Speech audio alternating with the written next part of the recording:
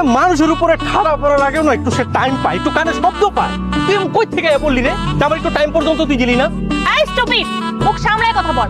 আমি তোর উপর পড়ছি? হ্যাঁ, তুই আর তোর বাপ মা মিলা আমার বাবার মতো হ্যাং করে আমার এখানে নিয়ে আসছিস। এই থাম।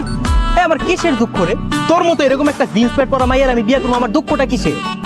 তোর তো কোনো দুঃখ নাই, তোর তো রাজ কপাল। এই যে আমি রিয়া চৌধুরী যদি তোরে বিয়ে করি না, শুধু তোর না, তোর 14 কোটি রাজ কপাল। খালি তুই আমার মামার বাড়ির লোক দেখা রে, নারে তোরে আমি এখন এমন গান গাইতাম একবারে তক্তা ফুড়ে লাইতাম তোর। ছি, কি জঘন্য মুখের ভাষা। আমার বাঁচারতে তুই আরো বেশি জঘন্য। আরে তোরে বিয়ে করতে তো বিষ খায় মরে যাওয়া ভালো। তুই কি না? তুই বিষ খাইবা কেন সুজন? আমি থাকতে তুমি বিষ খাইবা? কেন বিষ খাইবা? এই সেমরি তোমার কিছু কইছে? আরে তুই আবার কই থেকে আয়া পড়লি রে ভাই? একটা ঠাড়া নিয়ে আমি পারতেছি না, আবার তুই আয়া হাজির। এই মেয়ে, তুমি কারে সেমরি বলো? হ্যাঁ, আরে যে ও তোমার কি হয়? ও ও আমার জান, আমার প্রাণ, আমার ভালোবাসা, আমার সুজন। এই তো মিল লাগেছে। আরে দেখ সুজন, দেখ একদম খাপে খাপ ময়নার বাপ মিল লাগেছে। এমন মেয়ে তো তুই ডিজার্ভ করো। খবরদার, ওরে ডিস্টার্ব করে না, আমি ওরে ডিস্টার্ব করি। টেক্সট তোর গার্লফ্রেন্ড কত উন্নত মানে। শুন, এখন বাড়িতে যা, বাড়িতে যা বল আমি তোরে বিয়ে করতে পারবো।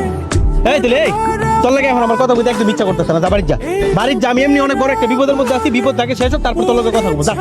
আই মেয়ে, তুমি ওকে দ্রুত বিয়ে করে ফেলো, যাতে ওর মতো স্টুপের সাথে আমার বিয়ে না।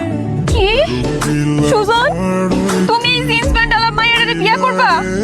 কি আমি কি শুনতেছি? বলো গো, আমি কি শুনতেছি? এই যা শুনছস একদম ঠিক শুনছস। যা তো আনতে শালা মানিজ্জত একেবারে আমার পাঞ্চার করে দিবি। শোন সুজন, তোর সাথে আমার বিয়ের ব্যাপারটা না জাস্ট ভুলে যা। আরে আগে তুই ভুইলা যা। আমি সবকিছু উলটপালট করে ফেলবো, তবু তোকে বিয়ে করবো। তুই আমার ফুফাতো ভাই, আর এটাই তোর জন্য বেশি। আরে বাপ রে বাবা, তুই যে আমার মামাতো বোন, এটা কি তোর জন্য বেশি না? এই শোন, তোর সাথে আমি এত কথা বলতে চাই না। তুই তোর এই গার্লফ্রেন্ডকে বিয়ে করে না আমার ঢাকায় যাওয়ার একটা ক্লিয়ার কর।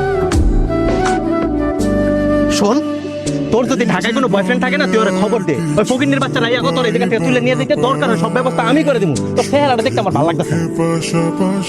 কি এত বড় অপমান? আরে মানে আমি না জীবনে বহুত বেশরম মেয়ে দেখছি।